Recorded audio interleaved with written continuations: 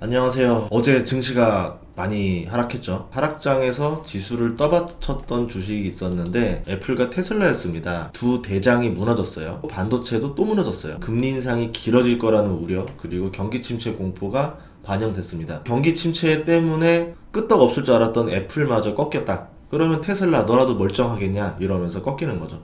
테슬라 같은 경우도 이제 중국에서 모델 3랑 Y 가격을 내릴 거라는 얘기가 있었거든요. 인플레이션이 떨어져서 내리는 거냐, 안 팔리니까 내리는 거냐, 이것도 잘 보셔야 될 것 같습니다. 우선 결정적인 이유는 어제 메스터와 블라드 연설 때문에 그런데요. 폴 볼커라는 이름까지 팔아가면서 금리를 더 강하게 올리겠다고 말을 했어요. 실업수당 청구 건수가 최저로 떨어졌고 독일 물가도 치솟았거든요. 인플레이션이 잡히지 않는 신호들이 보이니까 증시가 하락하는 거를 두고 이제야 시장이 연준의 뜻을 이해했다, 폴 볼커로 빙의할 거다, 뭐 이런 말을 하면서 겁을 줬어요. 시장에서는 이러면은 우리가 상승하긴 걸렀구나, 이렇게 패닉스의 물량들이 쏟아져 나왔죠. 중대장은 실망했다 이러는데 이제 시장이 오를 수가 없는 분위기였다. 오늘 테슬라 AI데이가 있어서 여기에 기대를 걸어볼까 했거든요. 휴머노이드 로봇 옵티머스 보듯이 공개가 되는데요. 우리나라 시간으로는 내일 아침쯤 될 것 같습니다. 이렇게 멋진 로봇을 보여준다라고 하면 모르겠는데 저번 AI데이처럼 사람이 로봇 탈 쓰고 저렇게 춤추고 저러면은 더 하락할 수도 있다라 봐요. 그때는 증시라도 상승장이었었지 지금 저러면 하한가입니다. 증시는 테슬라 기대도 안 한다라는 듯이 어제 테슬라 주가가 6.8% 이상 하락했었습니다. 오늘 아침에 다시 생각을 좀 해봤습니다. 왜 메스터랑 블라드가 저렇게 세게 말을 했을까? 이미 자신들이 원하는 대로 시장이 하락하고 있어요. 그럼 왜 더 강한 발언을 했을까? 저 사람들이 관종인가? 뭐 승진에 대한 욕심이 있는 건가? 보통 후달릴 때 말이 더 강해지거든요. 실제로 증시만 하락했지 채권 하락, 달러 인덱스 하락이 벌어졌습니다.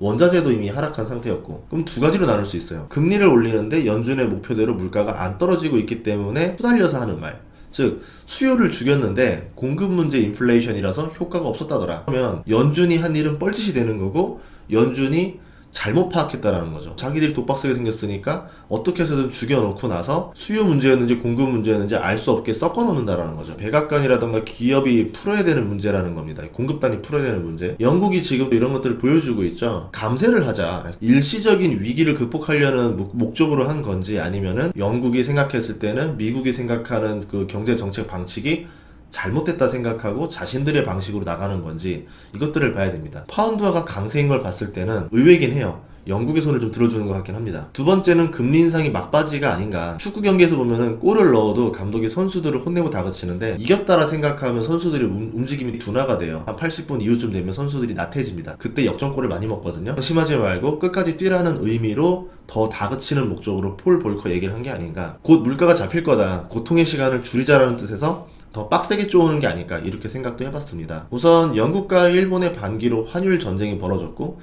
달러 인덱스가 하락하고 있습니다. 그러면서 어제 증시가 그렇게 하락했는데도 암호화폐랑 금은 상승하고 있어요. 금리와 환율 문제에서 환율이 서서히 풀리기 시작한다는 거거든요. 그게 미국 주도가 아니라 영국, 일본 발이었다. 연준 의원들의 발언은 셌지만 미국채 금리도 이틀 동안 하락세가 시작되고 있습니다. 4% 터치하고 나서 3.7%대로 내려와 있죠.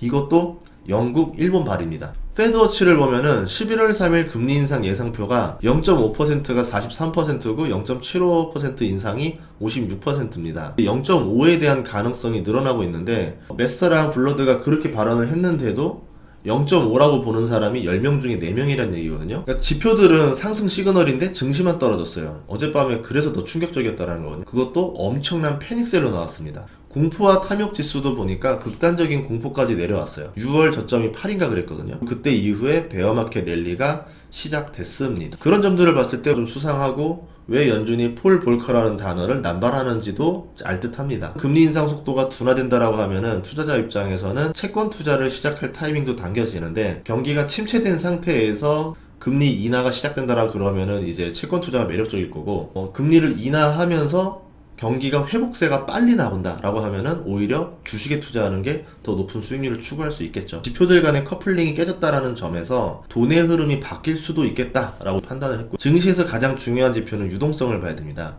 M2 통화량이라고 하는 건데요. 코스피 같은 경우는 경기 민감주가 시총 상위주들이라서 유동성이 굉장히 중요합니다. 국내 M2 증가율과 코스피 지수는 비례하는 모습을 보여주고 있고, M2 증가율이 급감하면서 유동성이 줄고 지수가 내려가고 있어요. 그래서 코스피가 힘든 상황이었다라는 거죠. 미국의 M2표를 보면요, 2019년에 유동성 증가가 둔화됐었어요. 디플레이션 위기가 왔었고 2020년에 코로나 위기 때 유동성을 엄청나게 늘려놓습니다. 만약에 코로나 위기가 안 왔다라 그러면은 유동성을 저렇게 늘릴 핑계가 없었고요. 코로나가 왔으니까 돈을 역사적으로 풀겠다라고 하면서 기다렸다라는 듯이 늘려버렸습니다. 마치 기다렸다라는 듯이 들어갔단 말이에요. 평균선을 보니까 그 선을 깨려고 하기 직전에 올라갔다라는 거죠. 그래서 21년에 평균선을 초과해버립니다. 부랴부랴 급격한 금리 인상을 해요. 투를 줄여버렸죠.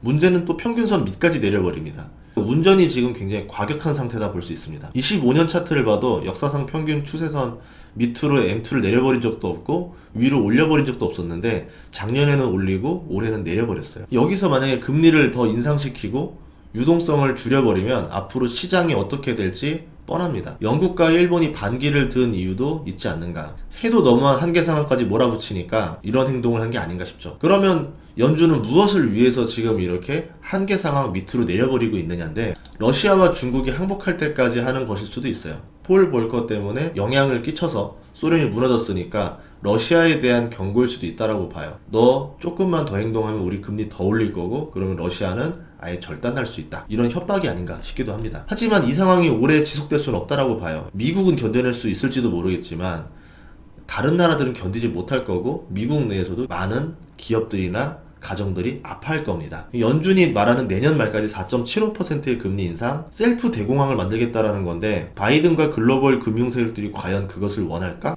아닐 거라고 보거든요. 2008년 사례에서도 볼 수 있듯이 위기가 오면은 더 많은 M2 증가를 통해서 경제를 살려버립니다. 어제 블라드 메스터 연설에서 트리거가 있다면 경기 침체로 갈 것이다 라고 암시를 했는데, 트리거가 나오면 이를 핑계로 금리 인하랑 유동성 증가를 할 타이밍이기도 합니다. 다음 트리거가 나오면은 그때는 갑자기 금리 인상을 대폭 인하하겠다, 유동성을 대폭 공급하겠다 이러면서 V자 반등이 나올 가능성도 농후하다라는 거죠.